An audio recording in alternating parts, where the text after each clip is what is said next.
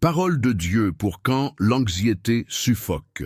Vous êtes-vous déjà réveillé avec le cœur battant la chamade, comme si quelque chose d'invisible vous serrait la poitrine et vous vidait de vos forces avant même que la journée ne commence?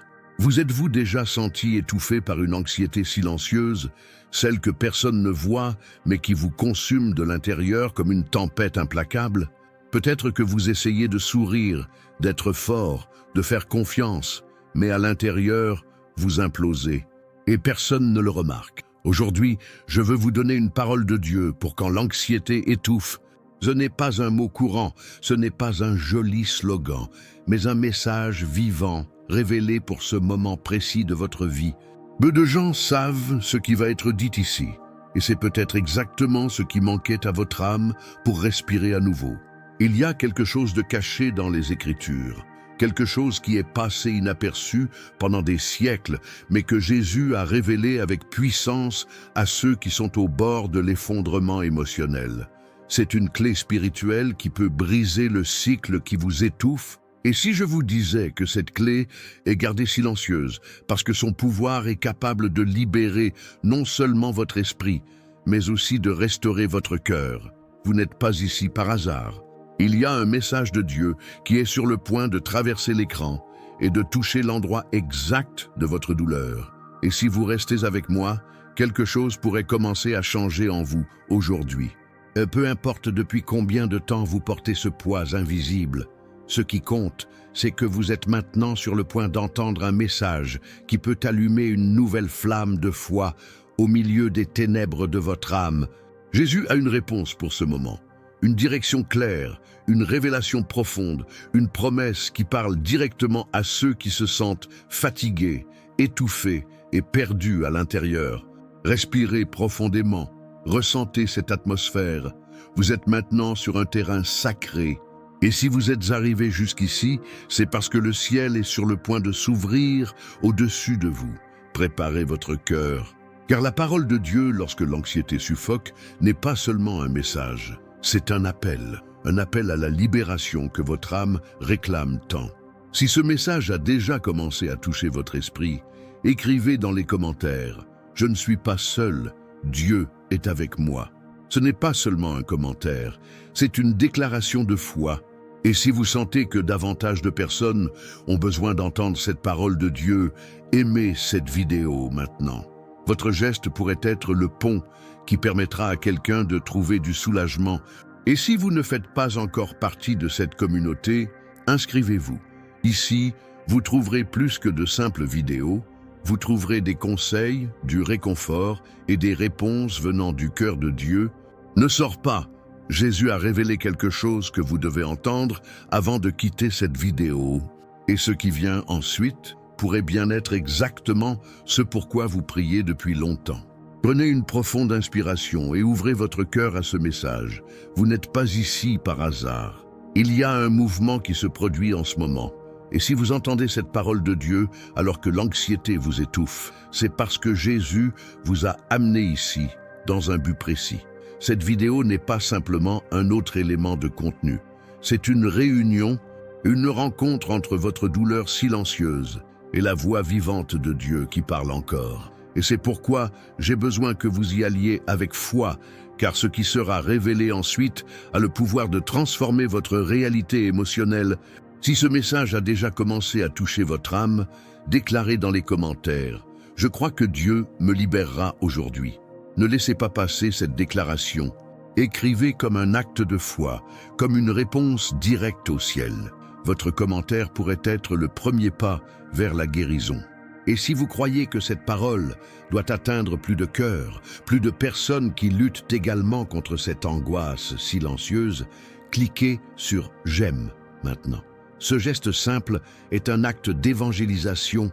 Lorsque vous aimez quelque chose, YouTube comprend que ce contenu est important et commence à le diffuser à d'autres personnes qui sont exactement là où vous étiez, submergés par l'anxiété, ayant désespérément besoin d'un message de Dieu. Ne sous-estimez pas le pouvoir d'un clic intentionnel. Et si cette parole génère déjà la vie en vous, abonnez-vous à cette chaîne. Vous n'êtes pas seul ici. Cette communauté a été créée pour accueillir, renforcer et accompagner des personnes comme vous, assoiffées de direction, de guérison, de révélation du ciel.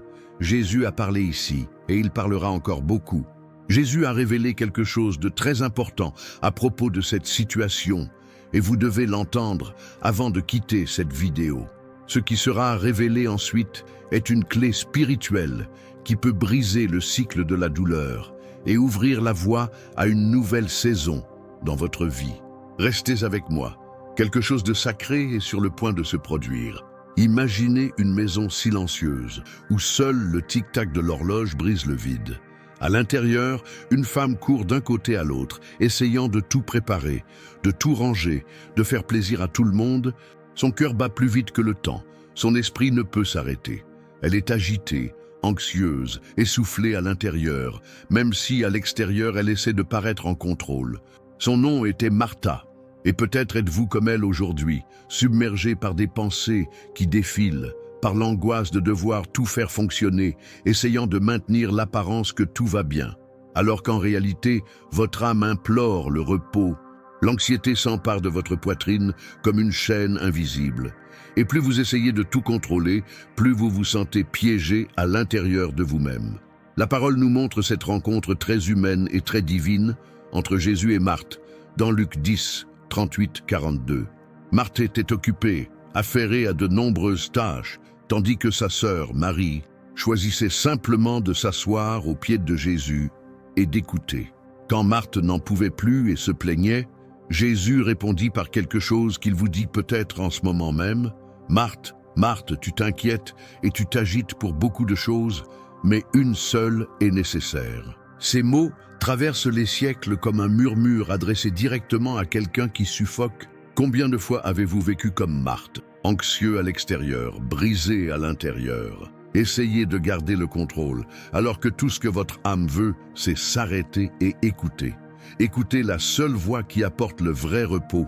Ce n'est pas que vos soucis sont minimes ou que Dieu les ignore, parce que lorsque l'anxiété prend le dessus, elle détourne notre attention de la présence qui est déjà à nos côtés. Et voici le point que peu de gens comprennent. Il ne s'agit pas de faire plus, mais d'être là où il est. Marie a choisi d'être avec Jésus, et ce choix silencieux a été plus puissant que tous les efforts de Marthe. Peut-être avez-vous pensé que se reposer était une perte de temps. Cet arrêt est irresponsable. Ce ralentissement est un signe de faiblesse. Mais Jésus pense différemment. Il ne vous demande pas de faire quelque chose, mais plutôt d'offrir sa présence. Et lorsque vous vous permettez d'être simplement avec lui, quelque chose se produit. Le chaos mental commence à se calmer. L'anxiété ne disparaît pas comme par magie, mais elle perd le pouvoir qu'elle a sur vous. Parce que vous avez enfin trouvé un lieu de paix qui ne dépend pas des circonstances, mais de sa présence. Si ce mot a touché votre cœur, écrivez maintenant dans les commentaires « Jésus, je choisis de t'écouter ». Ce n'est pas juste un commentaire, c'est une réponse, une reddition, une déclaration indiquant que vous êtes prêt à arrêter de courir et à commencer à vous reposer dans la présence qui apaise les tempêtes. Et si ce message doit atteindre quelqu'un que vous aimez, quelqu'un qui est écrasé par l'anxiété, cliquez sur « J'aime » maintenant. Non pas comme un geste mécanique, mais comme un acte d'évangélisation. Ce clic pourrait être le pont vers la libération d'une autre âme. Et si vous voulez marcher avec une communauté qui comprend votre douleur, vit une vraie foi et reçoit les conseils de Dieu dans les moments difficiles, abonnez-vous à cette chaîne. Ici, vous n'êtes pas seul. Ici, vous trouverez du réconfort, des réponses et un endroit pour respirer. Mais ce n'est pas tout. Il y a un détail dans cette rencontre entre Marthe, Marie et Jésus que presque personne ne remarque. Et quand on le comprend, tout prend son sens. Ce qui vient ensuite pourrait remettre en question tout ce qu'on vous a appris sur la façon de surmonter l'anxiété. Préparez-vous à plonger encore plus profondément dans une révélation qui pourrait complètement transformer la façon dont vous abordez vos journées. Le ciel est encore sombre, la ville ne s'est pas réveillée, mais à l'intérieur de vous, tout semble déjà être en alerte. La poitrine se serre sans raison apparente, l'esprit commence à tourner, anticipant les problèmes, recréant la douleur, attendant des menaces invisibles qui pourraient ne jamais arriver. Le corps sort du lit, mais l'âme reste comme si je n'avais pas la force d'affronter un autre jour. L'anxiété frappe avant même que le soleil ne se lève. Vous regardez le plafond, respirez profondément et essayez de croire qu'aujourd'hui sera différent. Mais quelque chose à l'intérieur vous dit que ce ne sera pas le cas, parce que ça fait longtemps que tu ne t'es pas réveillé fatigué d'un repos qui n'est jamais venu. C'est la douleur silencieuse de ceux qui vivent prisonniers de matins lourds. Mais il y a quelque chose dans la parole qui change tout. C'est par la miséricorde de l'Éternel que nous ne sommes pas consumés, car ses compassions ne sont pas à leur terme. Elles se renouvellent chaque matin. Lamentation 3, 22, 23. Cette promesse est comme un souffle d'espoir pour ceux qui se réveillent avec le sentiment qu'ils n'en peuvent plus. C'est Dieu qui dit « Tu n'as pas à vivre aujourd'hui avec le fardeau d'hier. Je fais tout nouveau. » Jérémie a écrit ces paroles au milieu d'une ruine. Tout autour de lui s'était effondré. Et pourtant, il a trouvé du soulagement dans la certitude que l'amour de Dieu ne faillit jamais et qu'à chaque aube, une nouvelle chance lui est donnée. Et c'est peut-être ce dont votre âme a besoin de se souvenir aujourd'hui. L'anxiété essaie de vous convaincre que ce sera toujours la même chose, que rien ne changera, que le nouveau jour n'est qu'une répétition des douleurs passées. Mais les miséricordes du Seigneur vous contredisent. Ils prétendent qu'un nouveau départ est possible, même si tout semble identique de l'extérieur. Et ce nouveau départ ne commence pas dans les circonstances, mais en vous. Cela commence lorsque vous acceptez que Dieu vous a déjà donné ce matin tout ce dont vous avez besoin pour traverser ce qui arrive. Il n'attend pas que tu sois prêt. Il vous demande simplement de croire que vous n'êtes pas seul. Et ça change tout. Parce qu'il ne s'agit pas de se réveiller fort. Il s'agit de se réveiller et de se rappeler que sa présence est déjà là, renouvelant ce qui a été brisé pendant que vous dormiez. Si ce message vous a parlé, écrivez maintenant dans les commentaires « Aujourd'hui, je recommence avec Dieu ». Ce n'est pas seulement une phrase, c'est une rupture avec le cycle de l'oppression. C'est déclarer que vous n'appartenez plus au modèle de l'anxiété, mais aux promesses de celui qui renouvelle tout.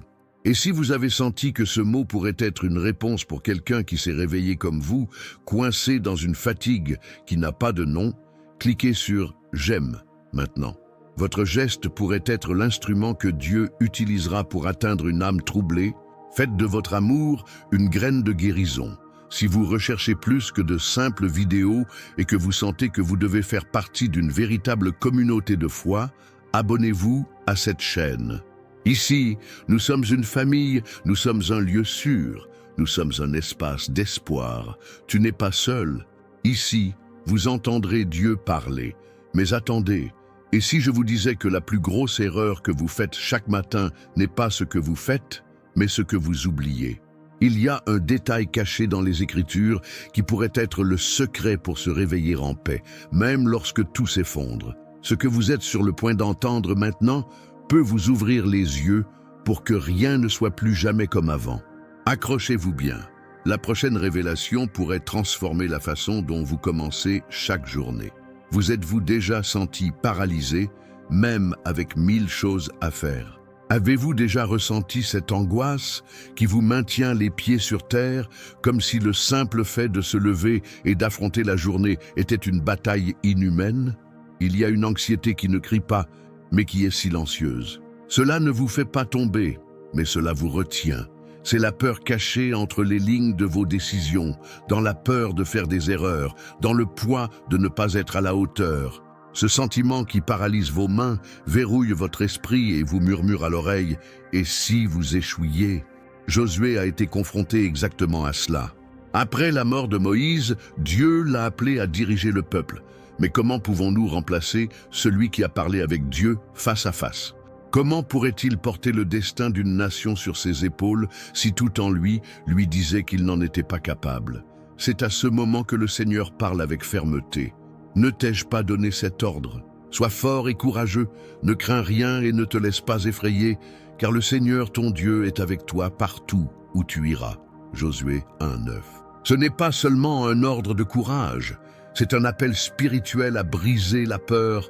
Dieu savait que le cœur de Josué était lourd, que l'insécurité était réelle, que le fardeau semblait plus grand qu'il ne pouvait le supporter. Mais la réponse du ciel n'a pas été « tu peux le faire », mais plutôt « je serai avec toi ». La force de surmonter la peur ne vient pas de nous-mêmes, mais de la certitude que nous ne sommes pas seuls. Et c'est peut-être là votre combat aujourd'hui. Prendre des décisions importantes, affronter des batailles inattendues, assumer des responsabilités qui semblent bien plus grandes que vos capacités. La paralysie émotionnelle ne vient souvent pas de la faiblesse, mais du poids du monde sur vos épaules. Mais que se passerait-il si vous n'aviez pas à tout transporter vous-même? Et si le secret n'était pas d'être fort tout le temps, mais de permettre à la présence de Dieu de vous précéder? La promesse faite à Josué résonne encore. Le Seigneur t'accompagne partout où tu vas. Le chemin peut sembler sombre, incertain, risqué, mais vous ne marchez pas seul. Et si l'anxiété vous étouffe au point de vous paralyser, il est maintenant temps d'entendre l'appel. Il ne s'agit pas de compter sur ses propres forces, mais de se lancer dans la direction de celui qui vous a choisi, tout en connaissant chacune de vos limites. Jésus n'a jamais appelé les prêts, il donne du pouvoir à ceux qui sont disponibles. Si ce mot a trouvé votre cœur, déclarez avec foi dans les commentaires « Je ne m'arrêterai pas, Dieu m'accompagne ». Que ce commentaire soit plus qu'une phrase, qu'il soit un cri de guerre spirituelle, un acte de foi, une décision à suivre, même en tremblant, car celui qui vous a promis est fidèle. Et si vous croyez que d'autres personnes sont également paralysées et ont besoin d'entendre cette vérité libératrice, cliquez sur « Partager » et faites passer le message. Quelqu'un doit savoir qu'il n'est pas seul dans ce voyage. Abonnez-vous à cette chaîne maintenant si vous souhaitez faire partie d'une communauté qui croit au pouvoir de la parole pour surmonter les jours les plus sombres. Ici, vous trouvez la direction. Ici, vous êtes les bienvenus. Ici, c'est Dieu qui parle. Mais ce n'est que le début, car il y a quelque chose dans cet appel de Josué que la plupart des gens n'ont jamais réalisé. Un détail qui change complètement la façon dont vous affrontez vos peurs. Ce qui est sur le point d'être révélé pourrait déconstruire tout ce que vous pensiez savoir sur le courage. Se préparer. Ce qui arrive maintenant peut libérer votre esprit comme jamais auparavant. Le silence de Dieu peut être assourdissant lorsque l'âme crie à l'aide et que tout autour d'elle semble s'effondrer. C'est comme être dans un bateau qui coule, avec des vagues de peur et de désespoir qui s'écrasent, et réaliser que celui en qui nous avons confiance est endormi. C'est exactement ce que les disciples ont ressenti cette nuit-là en mer. La tempête était si violente que même les pêcheurs expérimentés craignaient pour leur vie. Et Jésus, il dormait paisiblement à l'arrière du bateau, sur un oreiller. L'angoisse des disciples déborda dans un cri désespéré. « Maître, ne te soucies-tu pas que nous périssions ?» Combien de fois cette question résonne-t-elle dans nos cœurs? Dans les moments de profonde douleur, lorsque nous prions sans obtenir de réponse, lorsque l'anxiété nous étouffe et que tout semble s'effondrer, il est courant que nous demandions « Dieu, où es-tu? Ne vois-tu pas ce que je traverse ?» Le sentiment d'abandon peut être accablant. Mais la vérité est que même dans le silence, Dieu est présent. Il est dans le bateau avec nous, partageant chaque larme, chaque soupir, chaque peur. Jésus, réveillé par les disciples, a non seulement calmé la tempête extérieure, mais a également affronté la tempête intérieure qui faisait rage parmi eux. Cette question qu'il a posée révèle que souvent, le véritable défi ne réside pas dans les circonstances qui nous entourent, mais dans le manque de confiance, dans nos cœurs. La foi n'est pas l'absence de peur, mais le choix de faire confiance même lorsque tout semble contraire. La présence de Jésus dans la barque n'a pas arrêté la tempête, mais elle a assuré la victoire sur elle. Il en est de même dans nos vies. La présence de Dieu ne signifie pas l'absence de problèmes, mais la certitude que nous ne sommes pas seuls. Il est pour nous un refuge et un appui, un secours qui ne manque jamais dans la détresse. Si vous vous êtes déjà senti comme les disciples dans ce bateau, partagez dans les commentaires « Jésus, je te fais confiance, même quand je ne t'entends pas ». Cet acte de foi peut être le début de votre guérison émotionnelle et même atteindre d'autres vies qui ont besoin de cette même parole d'espoir. Mais attendez, ce qui va se passer ensuite va remettre en question tout ce que vous croyez. L'anxiété du lendemain est un fardeau silencieux, un murmure persistant qui vole la paix avant même que la journée ne commence. C'est la sensation de serrement dans votre cœur lorsque vous ouvrez les yeux, ressentant déjà le poids de quelque chose qui n'est même pas encore arrivé. Les pensées sur les factures à payer, les décisions à prendre, les enfants à élever, la santé à maintenir, tout cela s'accumule comme une tempête qui menace de déferler sur nous. C'est comme essayer de respirer sous l'eau, essayer de contrôler l'incontrôlable. Mais au milieu de cette affliction, il y a une voix ferme, calme et puissante. Ne vous inquiétez pas pour votre vie.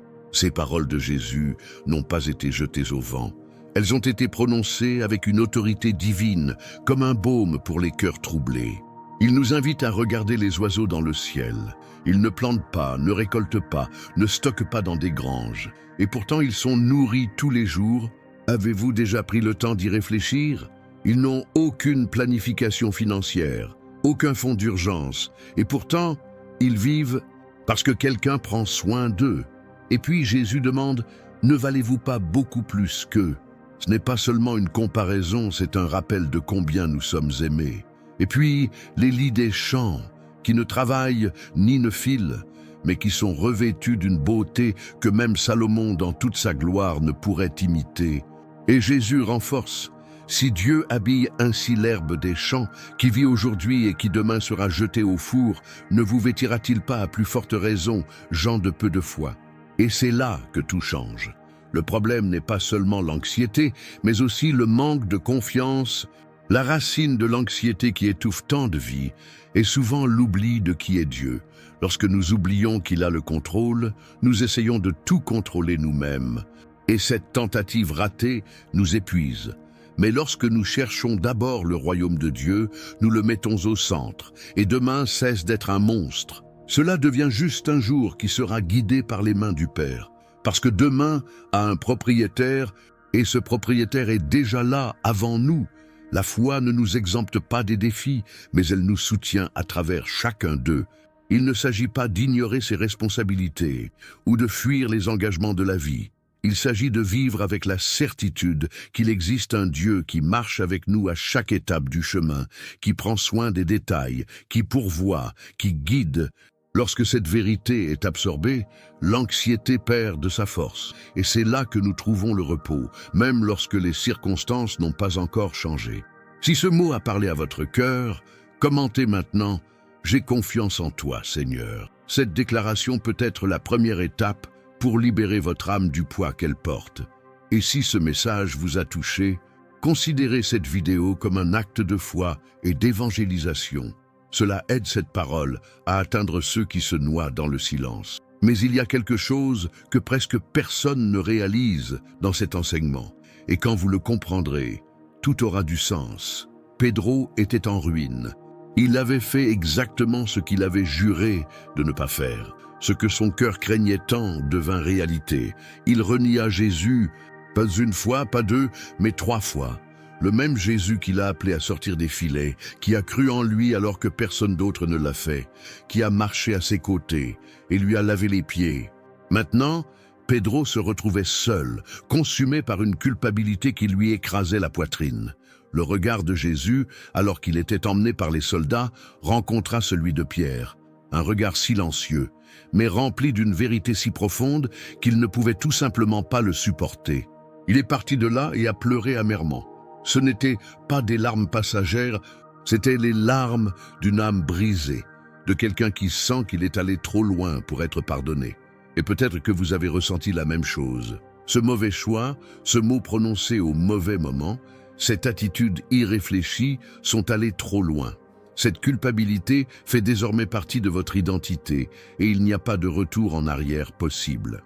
Mais ce que peu de gens réalisent, c'est que dans le regard de Jésus, il n'y avait aucune condamnation.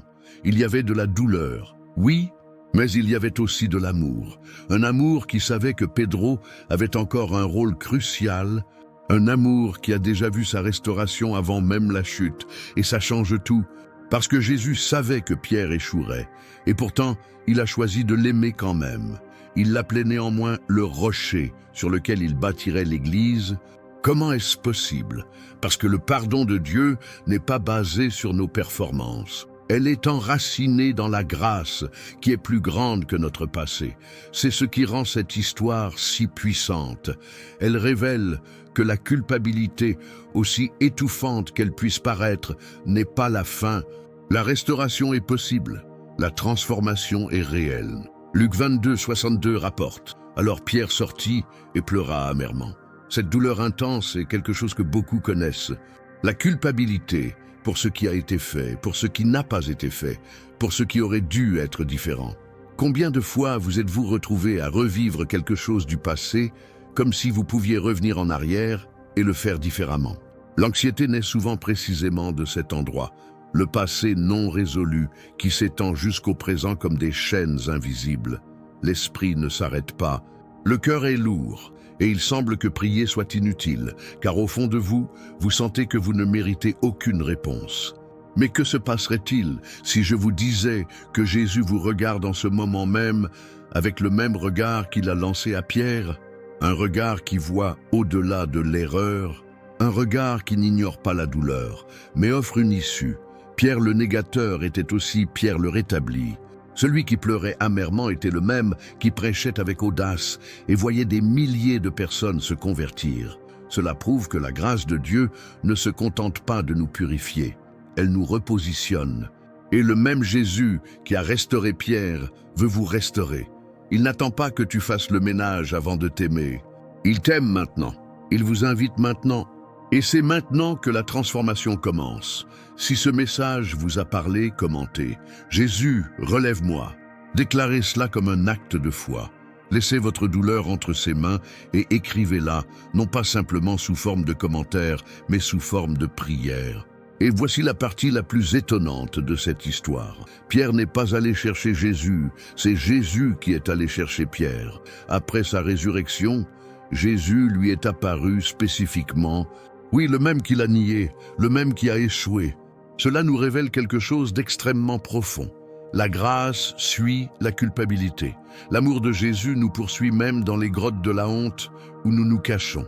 Pouvez-vous imaginer l'impact de cela? Ce n'est pas vous qui devez courir vers Dieu en désespoir de cause, en essayant de prouver quelque chose. Il vient déjà à toi, c'est déjà là. En ce moment même, sa présence tente de vous atteindre à travers cette parole. Et peut-être qu'une question se pose maintenant. Mais que se passe-t-il si je continue à faire des erreurs? C'est là que beaucoup de gens abandonnent. Ils pensent qu'il n'y a aucun moyen, qu'ils échoueront toujours, qu'ils ne seront jamais assez bons. Mais l'Évangile n'a jamais eu pour but d'être assez bon. Il s'agit de reconnaître que nous ne sommes pas. Et pourtant, nous sommes aimés. Jésus savait que Pierre aurait encore des hauts et des bas.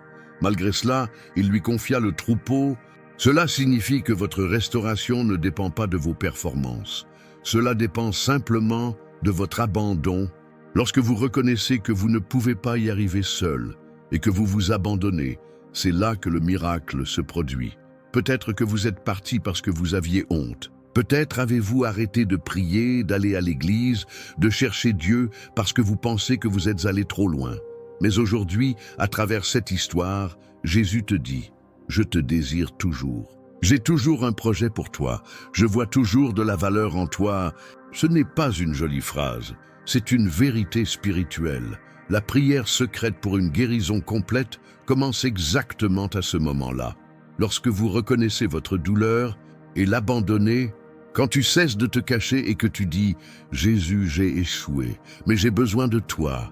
Si vous ressentez cela maintenant, commentez « Jésus me restaure » et écrivez comme si vous pensiez que c'était le premier pas vers une nouvelle histoire. Mais attendez, ce qui se passera ensuite remettra en question tout ce en quoi vous croyez. Elle avait déjà tout essayé. Médecins, médicaments, conseils, prières, 12 années de tentatives infructueuses et de promesses non tenues. La femme, souffrant d'hémorragie, vivait dans un cycle de douleur sans fin. Ce n'était pas seulement une maladie physique, c'était du rejet, de l'isolement, de la honte. Dans la culture de l'époque, son état la rendait impure, intouchable, invisible. C'était comme si la vie passait et qu'elle regardait simplement de l'extérieur, assise au bord de la route. 12 ans comme ça. 12 ans à se réveiller et à se coucher avec le même problème.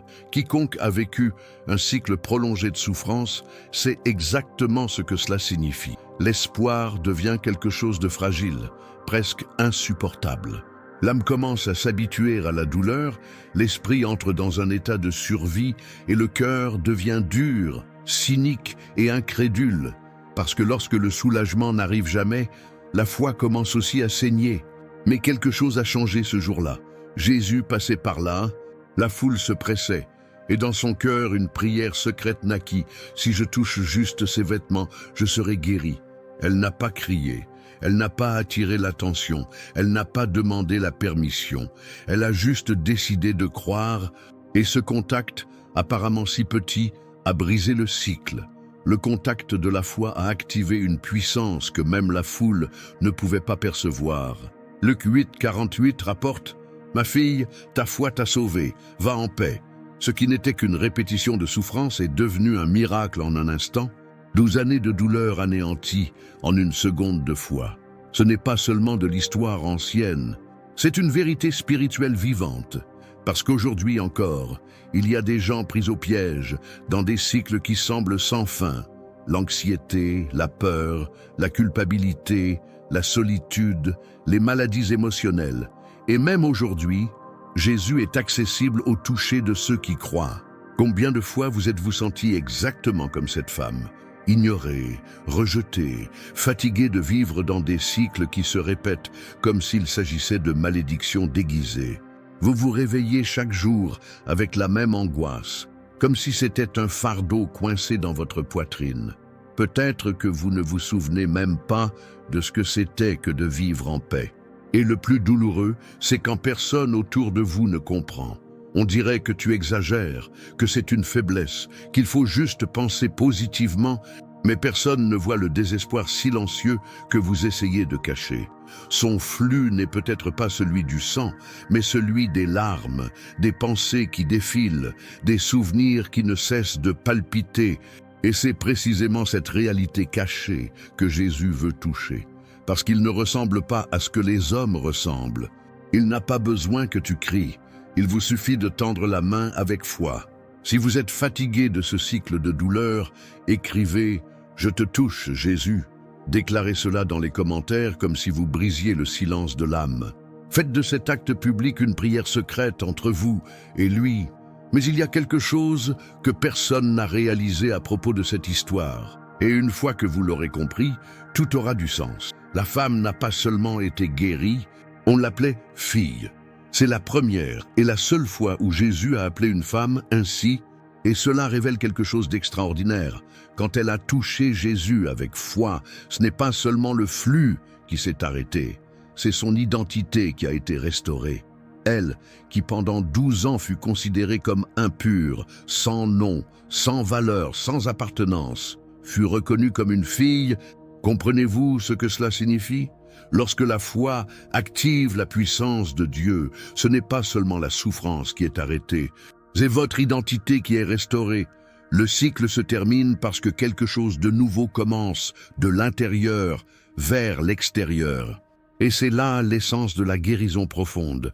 Ce n'est pas seulement un soulagement émotionnel, c'est une renaissance spirituelle. Mais que se passerait-il si je vous disais que beaucoup de gens restent malades parce qu'ils ont peur de s'approcher? Qu'il y a des milliers de personnes qui vivent avec des blessures émotionnelles parce qu'elles croient qu'elles ne sont pas dignes de toucher Jésus? Cette femme a brisé cette barrière. Elle a traversé la foule, la religion, la honte, et est allée directement à la source. Êtes-vous prêt à faire la même chose? Êtes-vous prêt à sortir de la passivité et à véritablement activer votre foi? Parce qu'il ne suffit pas d'entendre parler de miracles, il faut aussi vouloir être touché par eux. Le cycle ne se brise que lorsque la foi surgit. Si ce mot vous a touché, commentez. Jésus arrête mon cycle. Écrivez ceci avec la certitude que votre déclaration sera entendue au ciel. Mais ce n'est pas tout. Quelque chose d'encore plus puissant est sur le point d'être révélé. Il était craint dans toute la ville, non pas pour ce qu'il a fait, mais pour ce qu'il est devenu. Un homme qui ne se reconnaissait plus, prisonnier de voix intérieures, de tourments invisibles, d'une guerre spirituelle que personne ne pouvait gagner pour lui. Le démoniaque gadaréen vivait parmi les tombeaux, nu, blessé, isolé, enchaîné, et pourtant aucune chaîne n'était assez solide pour le contenir. Les gens étaient effrayés, méprisés, plaints, mais personne n'avait de réponse. C'était comme s'il avait perdu le contrôle de sa propre existence, plongé dans un abîme de confusion mentale et de désespoir émotionnel.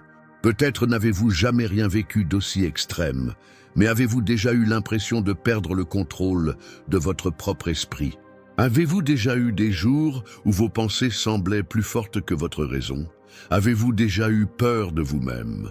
Cette histoire de Marc 5 ne parle pas seulement de possession démoniaque, mais aussi de la bataille cachée que beaucoup mènent intérieurement chaque jour. Il s'agit du sentiment de perdre le contrôle, de vivre en otage de pensées qui ne s'arrêtent jamais, d'émotions qui fluctuent sans explication, d'une douleur que personne ne comprend. Il s'agit d'anxiété extrême, de crises de panique, d'explosions silencieuses. Il s'agit de cette guerre mentale qui vous empêche de dormir, de vous détendre, de vivre en paix. Le Gadaréen était le portrait du chaos intérieur. Mais lorsque Jésus arrive, l'impossible se produit. Cet homme est trouvé assis, habillé et dans son bon sens. Marc 5,15, en parfait jugement. Il ne s'agit pas seulement d'une guérison, mais d'un rétablissement complet de la raison. C'est une guérison émotionnelle, spirituelle et psychologique en une seule rencontre. La prière secrète qui transforme complètement votre vie n'est pas toujours celle dite à voix haute, avec de belles paroles. Parfois, c'est le cri de l'âme, c'est le regard désespéré, c'est le désir le plus profond d'être libre. Et Jésus répond. Il a traversé la mer juste pour libérer cet homme. Il a bravé une tempête juste pour arriver jusqu'à lui. Cela montre combien un esprit tourmenté vaut pour le ciel. Et si Jésus a fait tout cela pour quelqu'un que tout le monde rejetait, pourquoi ne le ferait-il pas pour vous? Le contrôle peut sembler perdu, mais l'autorité est entre les mains du Christ. Aucune pensée, aucune émotion, aucune voix n'est plus forte que le nom de Jésus. Il libère toujours, il restaure toujours. Il restaure encore le jugement à ceux qui ont été vaincus par le chaos. Si vous avez besoin de cette délivrance dans votre esprit, écrivez dans les commentaires « Jésus restaure mon jugement ». Déclarez cela comme un acte de foi et d'abandon, comme pour dire « Je ne peux plus me battre seul ». Mais que se passerait-il si je vous disais que la plus grosse erreur que vous faites est d'essayer de vous guérir vous-même? Que s'isoler quand tout s'effondre n'est pas un signe de force, mais d'un système de survie qui vous tue à petit feu. Les Gadaréens vivaient parmi les tombeaux. Combien d'entre nous ne sont pas également entourés de souvenirs morts, de douleurs enterrées vivantes, de voix qui murmurent d'anciens mensonges comme s'il s'agissait de vérités éternelles? Ce que personne ne vous dit jamais, c'est qu'il y a du pouvoir à reconnaître que vous avez besoin d'aide. Ce n'est pas une faiblesse d'admettre que vous perdez le contrôle, c'est de la sagesse. Parce que cette reconnaissance est le début de la libération. Et Jésus n'attend pas que vous soyez en bonne santé pour vous approcher de lui.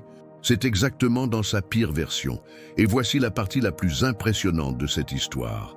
Après avoir été libéré, l'homme de Gadara voulait suivre Jésus, mais il lui dit « Retourne chez toi, vers tes amis, et raconte-leur tout ce que le Seigneur a fait pour toi et comment il a eu pitié de toi. » Marc 5, 19. Cela révèle que la guérison que Jésus opère dans nos esprits n'est pas seulement pour notre soulagement, mais aussi pour notre objectif. Ce qui était autrefois une source de honte devient désormais un témoignage. Ce qui était autrefois le chaos devient désormais une mission. Et c'est pourquoi la restauration mentale est l'une des formes de miracles les plus puissantes. Elle restaure notre capacité à vivre de manière significative. Si ce mot vous a parlé, commentez « Mon esprit appartient à Jésus ». Que cette phrase soit un drapeau spirituel déclarant qu'il y a le contrôle de vos pensées à partir d'aujourd'hui. Mais attendez, ce qui va se passer ensuite va remettre en question tout ce que vous croyez. Job regarda partout mais ne vit rien. J'ai cherché des réponses, mais le ciel est resté fermé. Il cria, mais tout ce qu'il entendit fut l'écho de sa propre douleur. Il avait tout perdu. ses enfants, sa santé, ses biens, ses amis et, peut-être le plus douloureux, le sentiment que Dieu le voyait encore. Dans Job 23, il dit « Si je vais à l'Orient, il n'est pas là, et à l'Occident, je ne l'aperçois pas, mais il connaît le chemin que je prends. » Job 23, 8, 10. C'est un cri rempli d'une angoisse que beaucoup connaissent, quand Dieu semble lointain, quand la prière devient un murmure perdu dans le vide, quand on regarde le ciel et qu'on se demande « Seigneur, es-tu toujours là ?» Il y a quelque chose de profondément dérangeant dans le fait de prier et d'avoir le sentiment qu'il n'y a pas de réponse. L'esprit commence à tout remettre en question. Est-ce que je fais quelque chose de mal? Dieu m'a-t-il abandonné? M'entend-il seulement? Et cette absence perçue peut devenir une prison émotionnelle. L'anxiété s'installe, le cœur se serre, le temps passe et le silence pèse. Et voici une vérité que presque personne n'a le courage de dire. Même les justes ressentent cela, même les fidèles ont des jours de doute. Job était irréprochable, droit et craignant Dieu. Et pourtant, il se sentait abandonné. Cela ne prouve pas votre faiblesse. Prouvez votre humanité. Mais que se passerait-il si le silence de Dieu n'était pas une absence, mais plutôt une présence sur une autre fréquence? Et s'il travaillait dans les coulisses, façonnant quelque chose que vous ne pouvez pas encore voir? Job ne le savait pas, mais il y avait un but écrit derrière sa souffrance. Dieu n'était pas distant, il contrôlait tout. Même si Job ne le ressentait pas, Dieu le voyait. Même lorsque Job ne comprenait pas, Dieu le guidait. Cela change tout. Parce que ce qui fait mal, ce n'est pas seulement la douleur, c'est le sentiment d'être seul. Et ce qui guérit, ce n'est pas seulement la solution, c'est la connaissance que vous n'avez pas été abandonné. Si vous sentez que Dieu est distant, dites « Jésus, j'ai vraiment confiance dans le silence ». Déclarez cela avec foi, même si votre âme est en morceaux, parce que parfois, le plus grand acte d'adoration est de continuer à croire au milieu du vide. Et si je vous disais que ce sentiment d'abandon pourrait en fait être l'endroit où Dieu révèle le plus qui il est, qu'il y a des révélations qui ne surgissent que dans le désert, des intimités qui n'émergent que dans la vallée. La souffrance de Job a produit quelque chose que le réconfort n'aurait jamais pu produire, une foi purifiée, une confiance qui ne dépend pas de réponses immédiates, une relation avec Dieu basée sur qui il est et non sur ce qu'il donne. Job termina son voyage en disant « Je te connaissais autrefois par ouï-dire, mais maintenant mes yeux t'ont vu ». Job 42.5. En d'autres termes, le silence de Dieu n'était pas une perte, c'était une invitation à découvrir une nouvelle dimension d'intimité, de maturité et de dépendance. Avez-vous déjà pensé que votre plus grande révélation spirituelle vient peut-être de ce moment précis où vous ne ressentez rien? Cette obscurité apparente pourrait-elle en réalité être le lieu caché où Dieu vous forme? Le silence de Dieu n'est pas un mépris, c'est une préparation. Et si vous pouvez rester là, même sans le ressentir, vous sortirez de cette vallée avec quelque chose que personne ne pourra vous enlever, la conviction. Une foi inébranlable, une véritable expérience avec Dieu. Parce que lorsque vous traversez une absence apparente et continuez à adorer, vous entrez dans un lieu d'autorité spirituelle. Vous devenez quelqu'un qui n'est pas guidé par les sensations, mais par la vérité. Si ce mot vous a parlé, écrivez « J'ai confiance même sans comprendre ». Transforme cette phrase en un vœu de fidélité au Père qui voit dans le secret, qui agit en silence et qui te guide, même quand tu ne t'en rends pas compte. Mais ce n'est pas tout. Quelque chose d'encore plus puissant est sur le point d'être révélé. David était en fuite, non pas d'une armée étrangère ni d'ennemis païens, mais de son propre fils. Absalom s'était rebellé, et maintenant le roi qui avait été autrefois célébré comme un homme, selon le cœur de Dieu, se retrouvait dans le chaos. Ses émotions étaient en ébullition, l'âme agitée, le cœur en morceaux. Et c'est dans ce contexte qu'il a écrit des mots qui révèlent une douleur que beaucoup connaissent, mais que peu peuvent exprimer. La crainte et le tremblement m'envahirent, et l'horreur me couvrit. Psaume 55, 5. David traversait une crise. Il ne s'agit pas seulement d'une crise spirituelle, mais d'une crise émotionnelle, d'une libération physique de l'anxiété qui se manifeste dans le corps, le cœur et l'esprit. C'est le genre d'attaque qui vous prend par surprise, qui accélère votre rythme cardiaque, qui vous fait tomber. C'est quand le corps commence à crier ce que l'âme ne peut plus supporter en silence. Combien de fois vous êtes-vous vu comme ça? Le cœur s'emballe, sans raison apparente, main moite, souffle court, le sentiment que quelque chose ne va pas, même lorsque tout autour de vous semble normal. Et pire encore, personne ne comprend. Cela ressemble à une exagération, une fraîcheur, un drame. Mais la réalité est que votre corps réagit à une surcharge invisible. C'est de l'anxiété, c'est la douleur émotionnelle incarnée. C'est un poids qui ne tient plus seulement dans l'esprit et qui commence à s'infiltrer dans le corps. Et puis vient la culpabilité.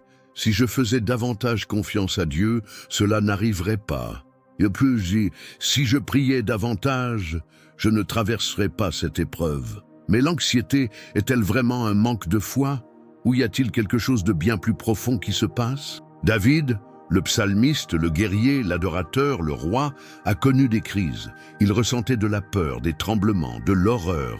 Et pourtant, Dieu ne l'a jamais rejeté. Cela prouve quelque chose de puissant. Avoir la foi ne signifie pas ne jamais ressentir de peur. Croire ne signifie pas vivre à l'abri de la douleur. Ce qui fait la différence, c'est ce que vous faites avec cette douleur. Et David a choisi de transformer sa crise en prière. Il n'a pas fui Dieu, il a couru vers lui. Il n'a pas caché ses symptômes, il les a exprimés avec des mots crus et réels. Il priait, le cœur battant, l'esprit en guerre, le corps en panique. Et Dieu l'entendit. Si vous êtes confronté à quelque chose de similaire, commentez « Seigneur, calme mon cœur ».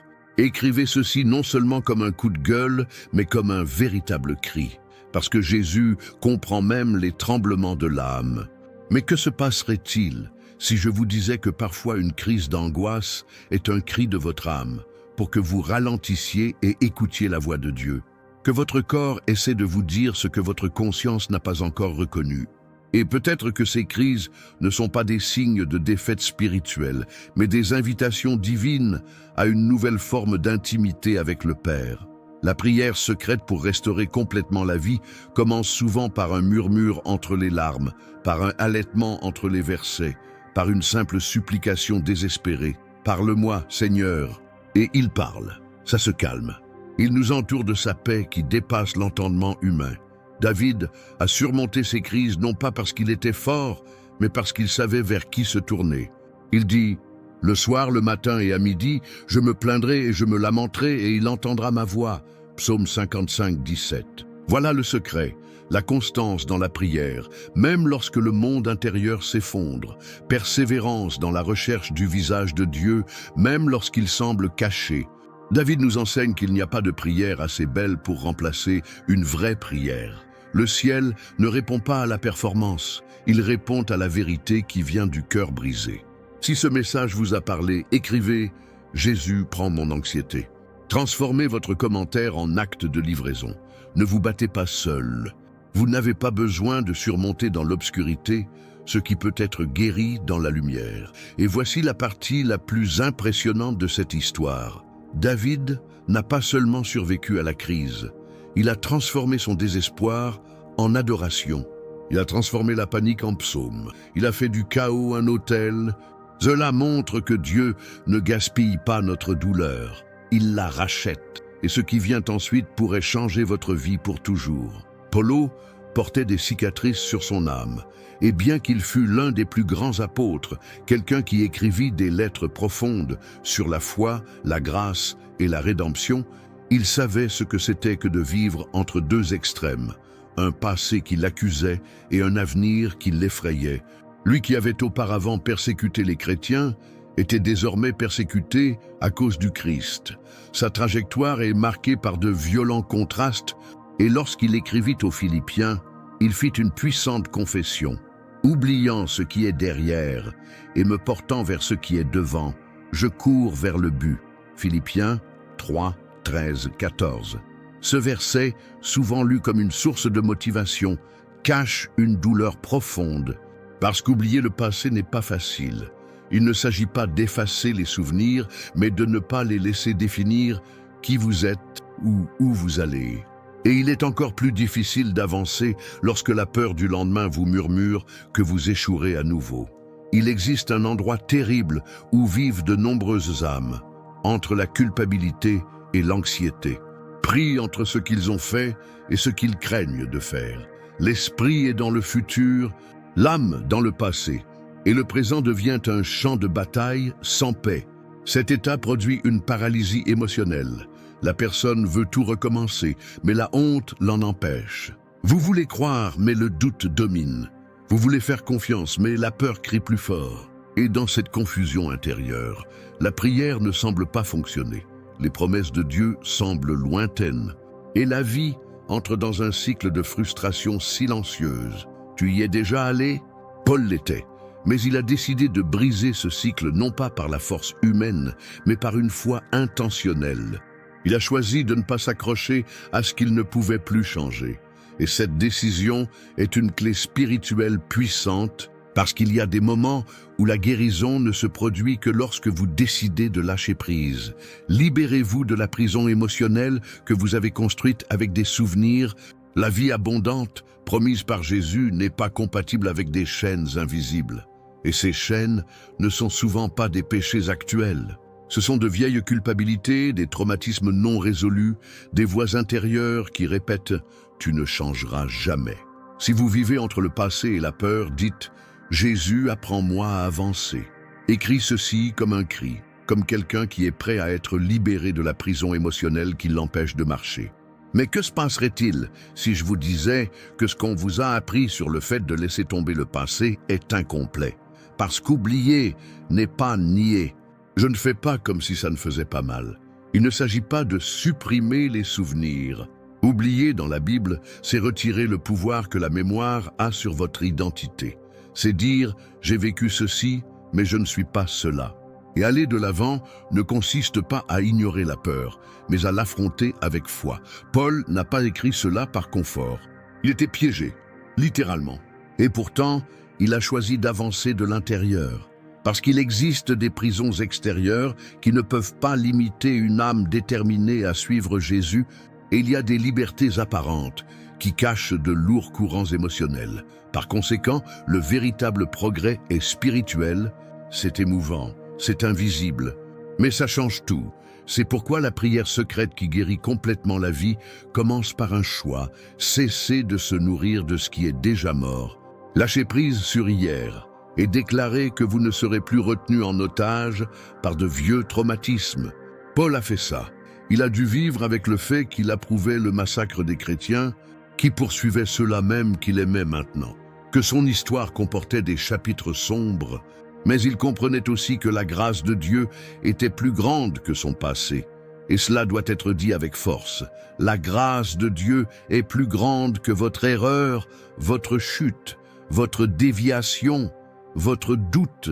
Rien de ce que vous avez vécu n'est assez fort pour annuler ce que Jésus a déjà décrété concernant votre avenir. Si ce mot vous a parlé, commentez. Mon histoire commence maintenant. Déclarez cela comme une vérité spirituelle, comme si vous vous libériez du poids qui vous empêchait de voler. Vous n'êtes pas né pour marcher en rond. Mais attendez, ce qui va se passer ensuite va remettre en question tout ce que vous croyez. Anna était silencieuse, mais à l'intérieur, son âme criait, ses lèvres bougeaient, mais aucun mot audible ne sortait. Et pourtant, ce qu'elle portait en elle était assourdissant. Un mélange de douleur, de frustration, de fatigue et de la question que vous connaissez peut-être très bien. Pourquoi personne ne me comprend? Anna n'a pas pleuré simplement parce qu'elle n'avait pas d'enfant. Elle a pleuré pendant des années d'attente, de comparaison, d'humiliation et surtout de solitude, de sentiments que personne ne voyait vraiment l'étendue de sa douleur. Même son mari, qui l'aimait, ne pouvait pas le remarquer. Il demanda « Pourquoi pleures-tu ? Ne suis-je pas meilleur que 10 fils ?» 1 Samuel 1,8. Mais comment expliquer que le vide qu'elle ressentait n'avait rien à voir avec un manque d'amour, mais plutôt avec une promesse non tenue? Il y a des douleurs qui ne peuvent être décrites avec des mots. Et il y a des moments où la plus grande angoisse n'est pas le problème en lui-même, mais le sentiment de souffrir seul. Combien de fois avez-vous voulu crier à l'intérieur, mais avez dû sourire à l'extérieur? Combien de fois avez-vous essayé d'expliquer ce que vous ressentiez, mais vous n'avez pas été compris? Le cœur se brise encore plus lorsque même ceux qui sont les plus proches de vous ne peuvent pas comprendre. Avez-vous déjà vécu cela? Une affliction profonde, intense, mais invisible? La prière secrète d'Anne n'a pas été faite avec sa voix, mais avec son âme. Et ce genre de prière a un pouvoir qui défie la logique humaine, parce que Dieu entend même le silence. La prière de guérison complète commence lorsque vous comprenez que Dieu n'a pas besoin que vous vous expliquiez parfaitement. Il a déjà lu tout ce que vous ne pouviez pas dire. Anne priait si intensément et si intimement qu'Élie, le prêtre, pensait qu'elle était ivre. Cela révèle un contraste brutal. Tandis que l'homme juge selon l'apparence, Dieu discerne l'essence. Les êtres humains peuvent douter de leurs cris, mais Dieu connaît le son de votre âme. Et ça change tout. Si vous avez déjà eu l'impression que personne ne comprenait votre douleur, écrivez dans les commentaires « Seigneur, toi seul me connais ». Déclare cette vérité comme un cri de l'âme, une demande d'être vu, entendu et accueilli par le seul qui comprend même ce que tu n'as jamais dit. Et si je vous disais que cette douleur de ne pas être compris est en réalité le terreau idéal pour une transformation profonde? Parce que lorsque tout autour de vous échoue, vous êtes amené à rechercher une connexion avec le supérieur qui ne dépend pas des mots, mais de l'abandon. Anna n'a pas seulement été entendue, elle a reçu une réponse. De plus, sa prière a donné naissance à Samuel, un prophète qui allait changer le cours de l'histoire d'Israël. En d'autres termes, votre douleur incomprise s'est transformée en une réponse visible. La prière secrète a non seulement guéri son âme, mais a également porté des fruits qui ont touché d'autres vies.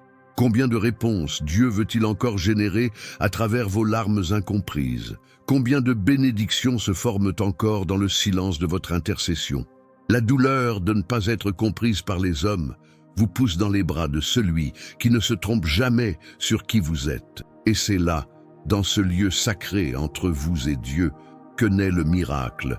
Parce que la prière, faite dans les larmes, est écrite dans le langage divin. Si vous croyez que Dieu peut transformer la douleur en bénédiction, dites « Ma douleur ne sera pas vaine ». Déclarez ceci comme une semence de foi, arrosée de larmes, mais prête à engendrer un temps nouveau. Mais ce n'est pas tout.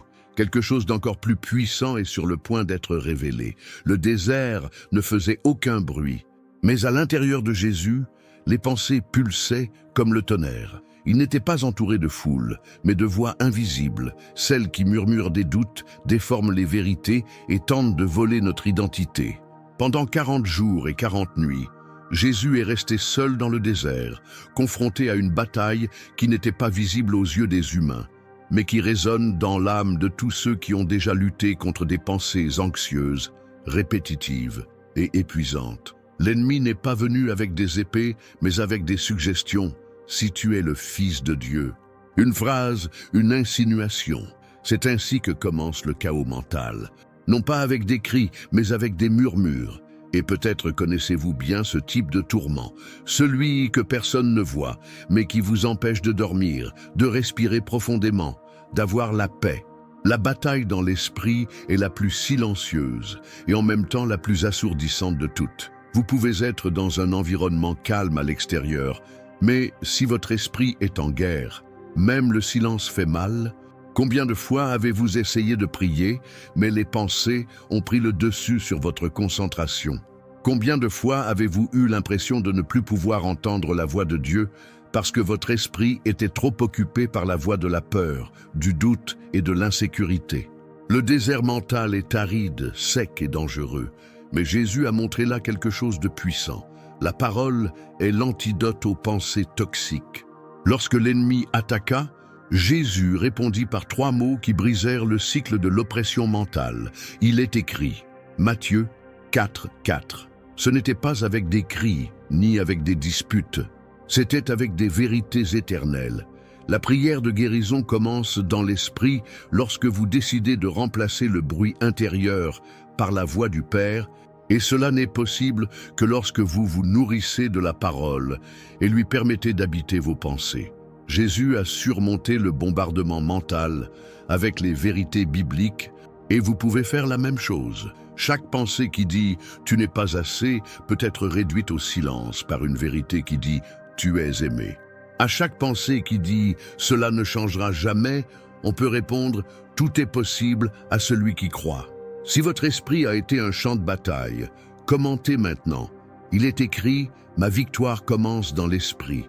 Écrivez ceci comme une décision de foi. Ne laissez pas vos pensées avoir le dernier mot.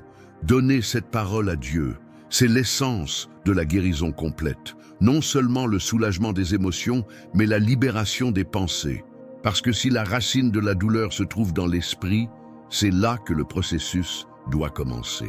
La prière silencieuse qui jaillit du cœur devient une arme puissante lorsqu'elle trouve la parole comme base. Jésus n'était pas à Jérusalem ou au temple lorsqu'il a été confronté à ses plus grands conflits mentaux. Il était dans le désert, et là, sans distraction, sans applaudissements, sans public, il a gagné. Cela nous apprend quelque chose de crucial. Vous n'avez pas besoin d'un endroit parfait pour remporter une véritable victoire. Il vous suffit d'être armé de la bonne vérité. Si vous voulez déclarer la guerre aux pensées qui vous emprisonnent, écrivez « Je choisis la parole plutôt que le doute ». Cette décision pourrait être le tournant dont vous avez besoin.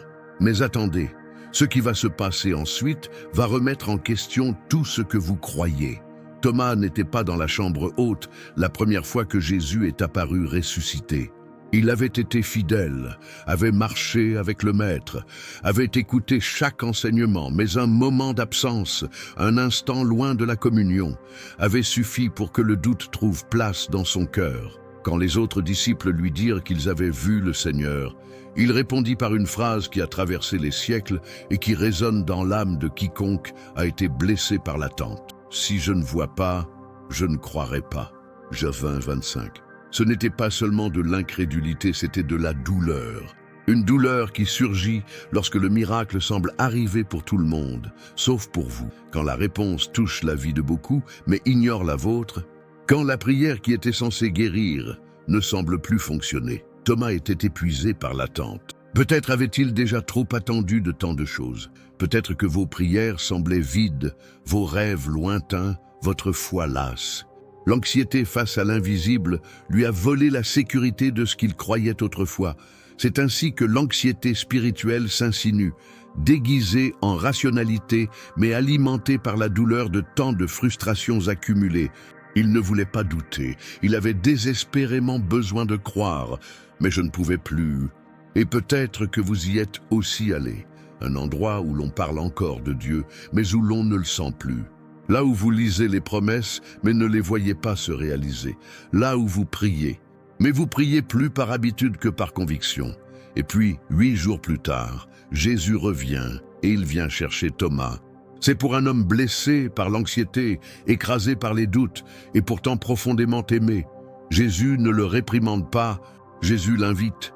Avance ici ton doigt et regarde mes mains. Avance ta main et mets-la dans mon côté. Jean 20:27. Il n'a pas exigé une foi aveugle, il a offert une réelle présence. Et ça change tout. Car la prière qui guérit n'est pas celle qui répète des mots magiques, mais celle qui invite la présence de Jésus dans la douleur la plus intime, la plus cachée, la plus niée. Thomas, en touchant Jésus, non seulement crut, mais il se rendit « Mon Seigneur et mon Dieu ». C'était le cri d'un cœur qui avait été restauré. La peur s'est transformée en adoration, doute dans la foi. Et ce n'était pas à cause d'un test, c'était à cause du toucher. Lorsque la présence de Jésus entre dans vos blessures, la foi renaît, même quand elle avait l'air morte. La prière secrète pour une vie transformée n'est souvent qu'un murmure d'abandon. Ce n'est pas une performance parfaite, juste un « Seigneur, si tu es là, alors touche mon âme ». Et si vous vous êtes déjà senti comme Thomas, oublieux, doutant, fatigué d'attendre des réponses, écrivez dans les commentaires maintenant « Jésus, touche ma foi ». Déclarez ceci comme un vrai cri, non pas pour prouver quelque chose, mais pour être restauré par lui. Le miracle de Thomas fut la guérison de son âme. Et cette guérison commence lorsque vous avez le courage d'admettre que vous êtes faible, mais que vous choisissez quand même d'attendre la visitation du Christ. Peut-être n'avez-vous pas besoin d'une réponse, peut-être avez-vous besoin de présence. Car lorsque Jésus entre, même si tout reste pareil à l'extérieur, quelque chose change profondément à l'intérieur. Et c'est ce qui soutient une vie restaurée. Savoir que, même dans le doute, il vient, même dans le silence, il se révèle, même dans votre manque de foi, il s'approche toujours de vous. Si cette vérité vous est parvenue, écrivez « Je choisis de faire confiance, même sans voir ». C'est votre réponse au contact de Jésus aujourd'hui. Et voici la partie la plus impressionnante de cette histoire. Paul, l'apôtre infatigable, celui qui a affronté les naufrages, l'emprisonnement, les lapidations et les persécutions pour l'amour de l'Évangile, a fait une confession qui brise toute image idéalisée de la foi inébranlable. Il a dit « Et pour que je ne sois pas enflé d'orgueil, à cause de l'excellence de ses révélations, il m'a été mis une écharde dans la chair. » 2 Corinthiens 12, 7. Une épine. Quelque chose qui lui faisait mal, qui le dérangeait, qui lui rappelait chaque jour qu'il était humain. La prière secrète qui a soutenu sa vie n'était pas seulement un cri de guérison, mais un profond appel à la force. 3 fois, il a supplié Dieu de le délivrer. 3 fois, et la réponse était différente. Ce n'était pas un miracle. C'était une promesse. Ma grâce te suffit, car ma puissance s'accomplit dans la faiblesse. Et si la libération à laquelle vous aspirez tant n'était pas l'enlèvement de l'épine, mais la révélation d'une grâce qui transforme même ce qui fait mal en témoignage? Et si votre défaut, cette chose que vous portez depuis si longtemps et qui selon vous vous disqualifie, était exactement l'endroit où la puissance de Dieu veut demeurer? Beaucoup ont appris à cacher leur douleur, porter des masques. Ils répètent des phrases de foi toutes faites alors qu'à l'intérieur, ils vivent dans le chaos. Mais Paul nous enseigne quelque chose de révolutionnaire. Il se glorifiait de sa faiblesse, non pas parce que cela le détruisait, mais parce que cela le connectait directement à la source de toute suffisance. L'épine lui rappelait qu'il dépendait totalement de la présence de Dieu. Peut-être rencontrez-vous ce dilemme. Vous priez, vous jeûnez, vous lisez la parole, mais vous rencontrez toujours des difficultés émotionnelles. Vous semblez être dans un cycle sans fin où l'espoir alterne avec le découragement. Là où le désir de changement se heurte à la frustration de rester le même. Et vous vous demandez, est-ce que je changerai un jour? Mais que diriez-vous si je vous disais que le changement le plus profond n'est pas toujours visible à l'œil nu? Que Dieu ne cherche pas seulement à vous enlever votre épine, mais à vous montrer que même avec elle, vous pouvez toujours être rempli de sa présence, utilisé avec puissance, guidé par un but et aimé sans réserve. Il est possible de vivre une vie restaurée, même avec des blessures qui font encore mal. Parce que la puissance du ciel n'a pas besoin de votre perfection. Il a juste besoin de votre cœur, abandonné. C'était comme ça avec Paul. Il a continué à prêcher, à guérir, à avoir un impact sur les nations, avec l'épine toujours présente. Mais quelque chose avait profondément changé. Il ne luttait plus pour prouver quoi que ce soit à Dieu. Il se reposait sur la connaissance que la force qui le soutenait n'était pas la sienne. Elle était divine. Et cela l'a libéré de la nécessité de se réparer pour être accepté. Il a compris qu'il était déjà aimé au milieu du processus. Si cette vérité a du sens pour vous, écrivez dans les commentaires. Même avec les épines, je continue avec la foi. Faites-en une déclaration spirituelle. Ne niez pas votre douleur, mais déclarez qu'elle ne vous empêche pas de marcher avec Jésus. La prière qui guérit vraiment est celle qui nous transforme même si les circonstances ne changent pas. C'est lorsque nous découvrons que la présence de Dieu dans notre faiblesse est plus puissante que tout soulagement extérieur. Et cela nous libère de la vie, dans l'attente d'un jour où tout sera parfait, pour que nous puissions enfin avoir la paix.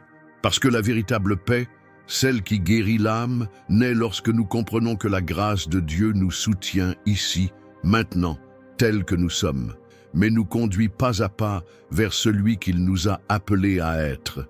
Si ce message a touché votre esprit, veuillez déclarer dans les commentaires « La grâce me suffit ».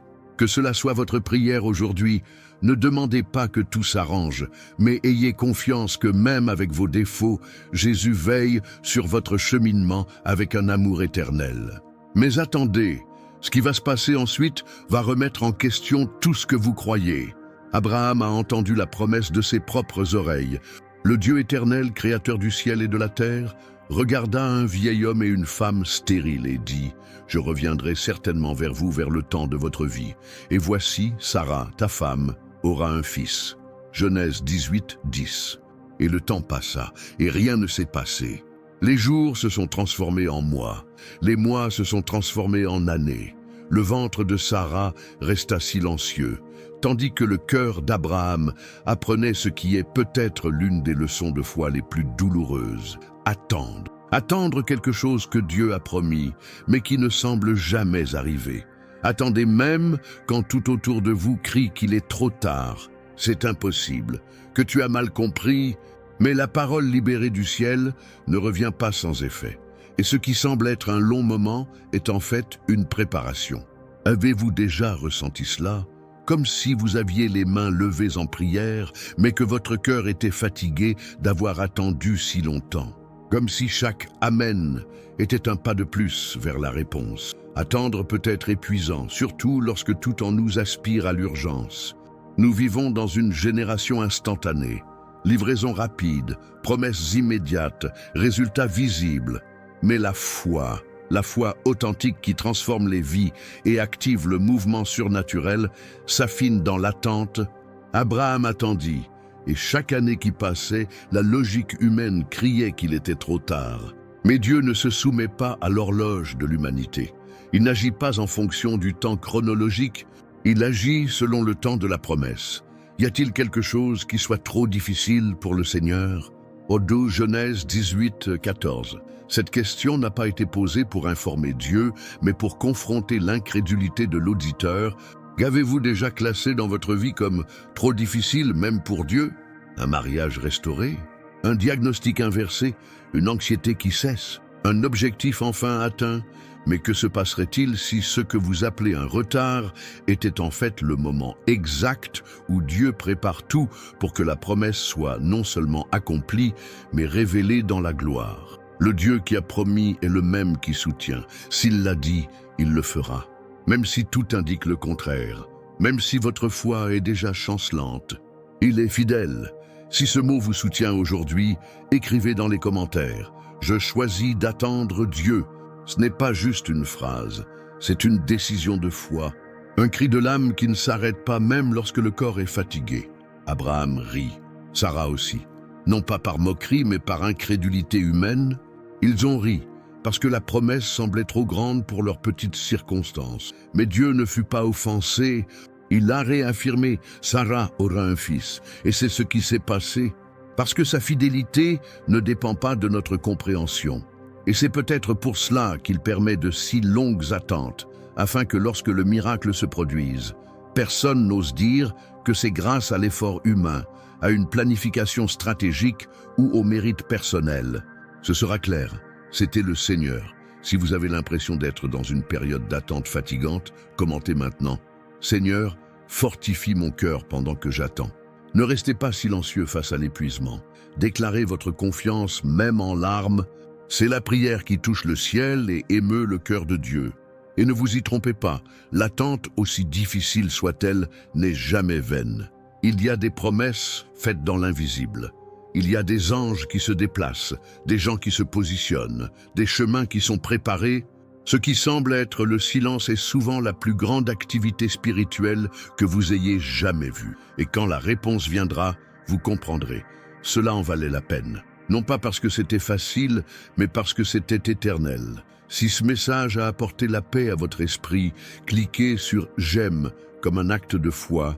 Votre amour peut être une graine que Dieu utilisera pour atteindre d'autres cœurs fatigués. Mais ce n'est pas tout.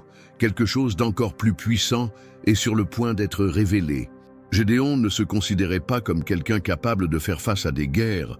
Au contraire, il n'était qu'un homme caché, battant le blé dans le pressoir, fuyant la douleur, la responsabilité et sa propre identité. L'oppression des Madianites avait paralysé le peuple, et la peur s'était emparée de leur cœur. Gédéon représente tous ceux qui se sentent insuffisants, inadéquats, trop petits face à d'énormes défis. Et peut-être que vous vous voyez exactement comme ça. comme quelqu'un qui essaie toujours de cacher son insécurité derrière des sourires automatiques, mais qui porte constamment en lui une voix qui lui dit « Tu n'es pas assez bien ». Cette anxiété de ne pas être à la hauteur écrase l'âme, vole le sommeil, sabote les relations et empêche l'action. C'est comme un poids invisible qui s'accroche à votre poitrine et à vos pensées. Mais c'est dans cet environnement de fragilité que Dieu se révèle. L'ange du Seigneur apparut à Gédéon avec une déclaration qui semblait complètement hors contexte. « Le Seigneur est avec toi, homme vaillant et puissant. » Juge 6:12. Courageux? Pour quelqu'un qui se cache? Oui, parce que Dieu ne regarde pas comme l'homme voit. Il ne vous définit pas par vos limites, il vous appelle par votre objectif. Et quand Gédéon essaie de discuter, en disant qu'il était le plus petit de sa maison, appartenant à la plus petite tribu d'Israël, Dieu répond avec puissance. Va avec cette force que tu as.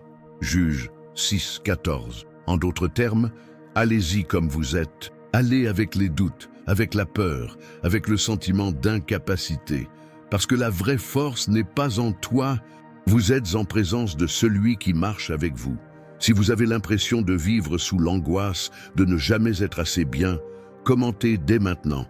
Seigneur, apprends-moi à voir avec tes yeux.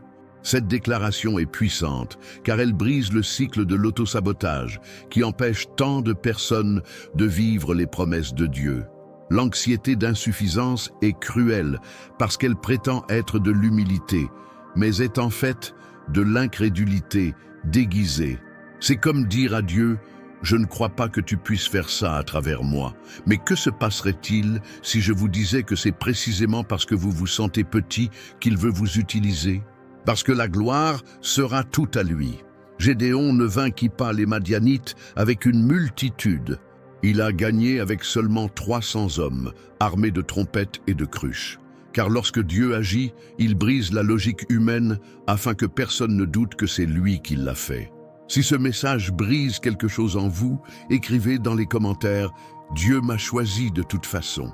Même anxieux, même insécurisé, même avec des traumatismes, des marques et des doutes. Il vous appelle par votre nom, non par votre condition. Gédéon n'a pas été choisi parce qu'il était fort, il est devenu fort parce qu'il a été choisi. Cela change tout. Et peut-être que ce dont vous avez besoin aujourd'hui, ce n'est pas d'essayer de prouver que vous en êtes capable. Il s'agit simplement de croire que le choix de Dieu pour vous est suffisant. Et vivre de ça. Faites confiance aux promesses, même lorsque l'anxiété tente de vous voler la clarté. Priez, même lorsque la peur dit que cela ne vous aidera pas. Avancez, même si votre cœur bat la chamade. Parce que la foi n'est pas l'absence de peur. C'est la décision de continuer à trembler tant que c'est dans la direction de Dieu. Si cette parole vous a fortifié, cliquez sur « J'aime » comme un acte de foi. Chaque « J'aime » est un cri silencieux qui dit « Je choisis de croire, même quand je ne me sens pas prêt ». Mais ce n'est pas tout. Quelque chose d'encore plus puissant est sur le point d'être révélé. Daniel était épuisé, pas physiquement mais dans l'âme. Il s'était complètement séparé pour chercher des réponses, en jeûnant, en priant et en attendant. 1, 2, 10, 20 jours. Silence. Pour beaucoup, ce serait une raison suffisante pour abandonner, et c'est peut-être précisément là votre douleur aujourd'hui. Vous avez prié intensément, jeûné, sincèrement. Vous vous êtes consacré dans la foi, mais le ciel semble fermé. Vous pliez les genoux, mais vous ne ressentez aucune réponse. Il parle à Dieu, mais la seule chose qu'il entend est l'écho de son propre cri. L'angoisse d'une prière qui semble vide est l'une des blessures spirituelles les plus profondes. C'est comme être dans une foule et se sentir ignoré. C'est comme frapper à la porte du paradis et personne ne l'ouvre. Mais ce que peu de gens réalisent, c'est ce qui se passait réellement pendant que Daniel attendait. Daniel 10:12 révèle un secret qui peut transformer la façon dont vous voyez le silence de Dieu. Dès le premier jour où tu as eu à cœur de comprendre et de t'humilier devant ton Dieu, tes paroles ont été entendues. En d'autres termes, la réponse n'a pas commencé le 21e jour. Elle a commencé le premier, mais il y avait une guerre dans l'invisible. Le retard n'était pas un déni, c'était une bataille spirituelle. Votre prière sans réponse est-elle vraiment ignorée par Dieu? Ou y a-t-il une guerre invisible qui se déroule en vous, en ce moment même? Cette question change tout, car ce qui semble être de l'inaction de la part du ciel peut en fait être la preuve que vous êtes trop important pour que l'enfer ne réagisse pas. Le silence de Dieu n'est pas un abandon, c'est une stratégie. Pendant que vous attendez, il se prépare. Pendant que vous êtes dans l'angoisse, il combat. Et pendant que vous pensez que rien ne se passe, les anges agissent en votre faveur. Si ce mot a parlé à votre âme, commentez maintenant « Je continue à prier même sans voir ». Cette phrase est plus qu'un engagement. C'est une foi vivante, une prière écrite devant le ciel et la terre. C'est votre déclaration publique que vous ne vous arrêterez pas. La prière a un pouvoir qui va au-delà de la logique, et c'est précisément lorsque l'on persévère, même sans le ressentir, que les cieux s'ouvrent de manière surprenante. Daniel ne savait pas ce qui se passait dans le monde spirituel, et vous non plus. Mais ce qu'il a fait, c'est continuer, persévérer, croire. C'est cela la foi, ne pas être mu par des sensations, mais par des promesses.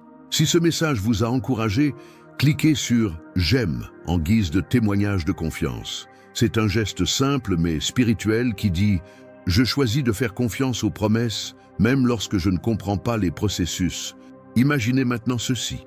L'ange arrive et dit qu'il a été empêché par une principauté pendant 21 jours. Mais il est venu, il n'a pas abandonné. Cela montre qu'il existe une réelle résistance spirituelle. Mais cela montre aussi qu'il existe une victoire certaine pour ceux qui n'abandonnent pas. Pouvez-vous imaginer combien de réponses sont en route en ce moment, mais qui se heurtent à une résistance parce que vous n'avez pas encore compris que vous devez continuer à prier? Si vous avez besoin de force pour continuer, écrivez dans les commentaires « Je n'arrêterai pas de prier ». Faites cela comme un vœu spirituel, comme un rappel visible de votre foi invisible.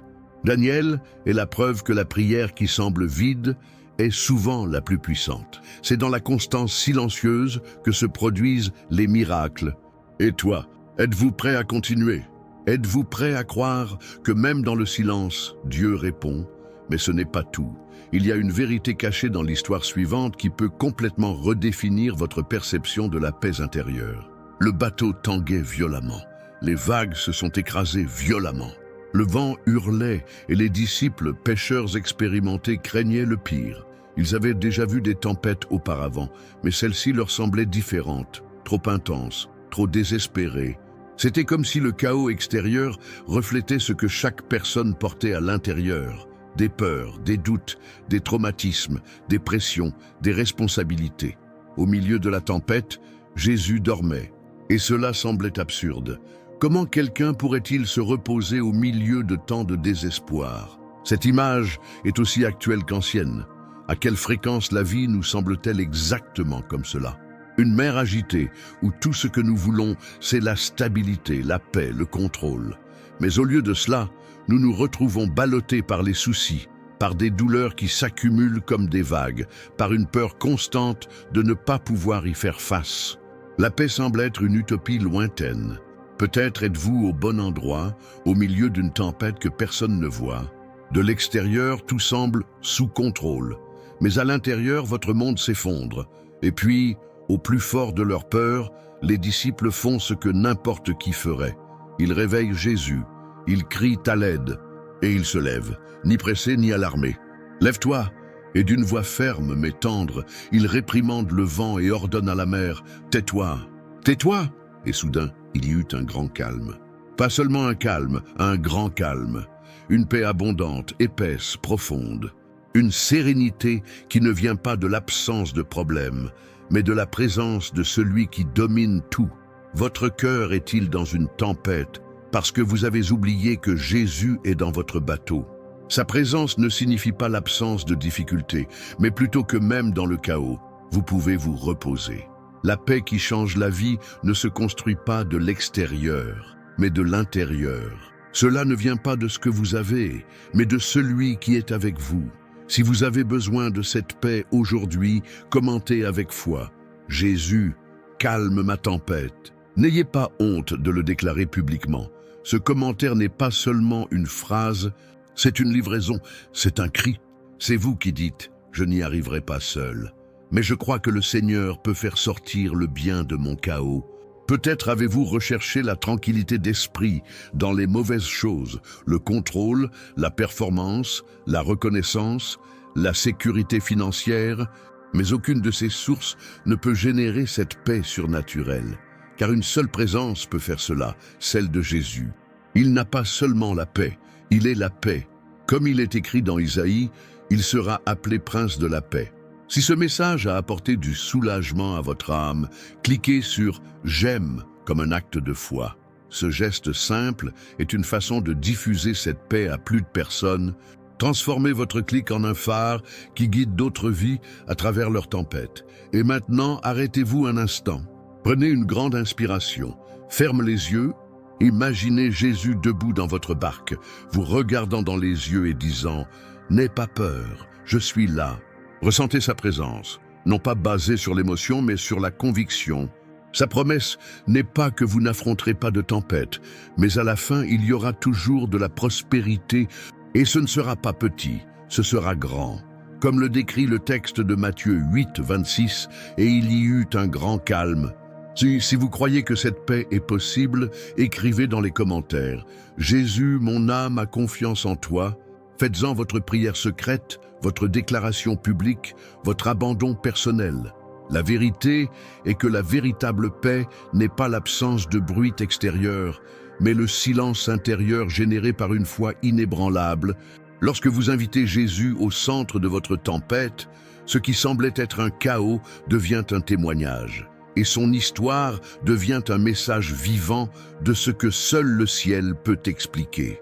Mais que se passerait-il si je vous disais que cette paix ne dépend pas du fait que vous la ressentiez, mais simplement du fait que vous y croyez? Comment cela changerait-il votre façon de faire face à tout maintenant? Parce que ce qui vient ensuite, mon ami, n'est pas la fin. C'est le début d'un voyage où le paradis envahit votre âme. Si vous êtes arrivé jusqu'ici, c'est parce que quelque chose en vous s'éveille. Ce n'était pas un accident. Rien de ce que nous expérimentons n'est dû au hasard lorsqu'il s'agit des choses de Dieu. Chaque douleur, chaque larme, chaque cri silencieux que vous seul connaissez, tout cela est en train d'être résolu par lui. Dieu n'est pas seul. Les mots que vous avez entendus dans cette vidéo n'étaient pas que des mots. C'étaient des graines semées dans un sol qui réclamaient déjà une transformation. Dieu touche les profondeurs de votre âme. Et quand sa parole arrive, rien ne reste pareil. Peut-être avez-vous regardé cette vidéo avec le cœur lourd, essayant de comprendre pourquoi il semble si difficile de vivre en paix, pourquoi les blessures mettent si longtemps à guérir, pourquoi l'anxiété a gagné tant de batailles en vous. Mais aujourd'hui, maintenant, à cet instant précis, Dieu brise les chaînes invisibles qui ont lié votre esprit, votre foi et votre cœur. La libération commence par une décision, faire confiance. La restauration commence par une étape, l'abandon. Et la guérison complète commence par une prière sincère. Fermez les yeux maintenant, oubliez le bruit autour. Permettez-vous de vivre ce moment. Abandonnez-vous sans réserve. Ne vous demandez pas si cela fonctionnera. Laissez simplement Dieu faire ce que lui seul peut faire. Parce que c'est maintenant le moment de prier, une prière pour sceller tout ce qui a été dit. Une prière qui active le surnaturel. Une prière qui peut être le jalon d'une nouvelle histoire. Une histoire où vous n'êtes plus l'otage du passé, de la peur, de l'anxiété, mais oui, Fils bien-aimé en voie de guérison complète par les promesses éternelles du Père. Seigneur Jésus, nous venons devant toi en ce moment avec nos cœurs exposés, reconnaissant que sans ta présence, il n'y a pas de vraie paix. Nous avouons que nous essayons souvent de porter seuls des poids pour lesquels nous ne sommes pas faits. Nous essayons de guérir par des distractions des douleurs que seule ta main peut guérir. Mais aujourd'hui, avec humilité et foi, nous déclarons, nous avons besoin de toi. Touche maintenant, Seigneur, chaque vie qui a prié avec nous, chaque âme qui a pleuré en silence, chaque cœur qui a crié dans l'obscurité. Votre parole dit dans Jean 14, 27, « Je vous laisse la paix, je vous donne ma paix, je ne vous donne pas comme le monde donne. Puisque cette paix, votre paix, envahisse désormais chaque foyer, chaque cœur, chaque esprit, qu'il soit comme un fleuve abondant qui lave, restaure et apporte la vie. Nous avons confiance, nous nous abandonnons et nous te remercions, Jésus. Amen. Si vous êtes arrivé jusqu'ici, c'est parce que Dieu fait quelque chose de spécial dans votre vie. Il réagit d'une manière que vous ne pouvez même pas encore voir. Mais ne vous arrêtez pas maintenant. La vidéo qui apparaît sur votre écran est la suite directe de ce message. Ce que vous y découvrirez pourrait être la pièce manquante pour votre transformation complète. Vous ne pouvez pas terminer ce voyage sans le regarder. Dieu a encore beaucoup à vous révéler, et ce qui vient ensuite peut être exactement ce pourquoi vous avez prié pendant tant de jours. Écrivez maintenant dans les commentaires. J'ai réussi à atteindre la fin. C'est plus qu'une phrase, c'est une déclaration de foi, un témoignage public que vous avez décidé d'aller jusqu'au bout avec Dieu. Partagez cette vidéo avec quelqu'un que vous connaissez, qui a besoin d'entendre ce mot. Soyez le pont entre la douleur de cette personne et le contact du ciel. Et abonnez-vous à la chaîne maintenant, c'est votre façon de dire « Je veux marcher avec Jésus chaque jour ». Chaque vidéo que nous publions ici est réalisée avec prière, avec un but pour être de la nourriture pour votre âme. Ne remettez pas à plus tard ce qui peut vous soutenir maintenant, car comme il est écrit dans Romains 8:18, « J'estime que les souffrances du temps présent ne sauraient être comparées à la gloire à venir qui sera révélée pour nous, que cette gloire commence à se révéler en vous maintenant, et que la paix qui surpasse toute intelligence vous accompagne, vous guide et vous transforme. Jusqu'à la prochaine vidéo, parce que Dieu n'a pas encore fini, il ne fait que commencer.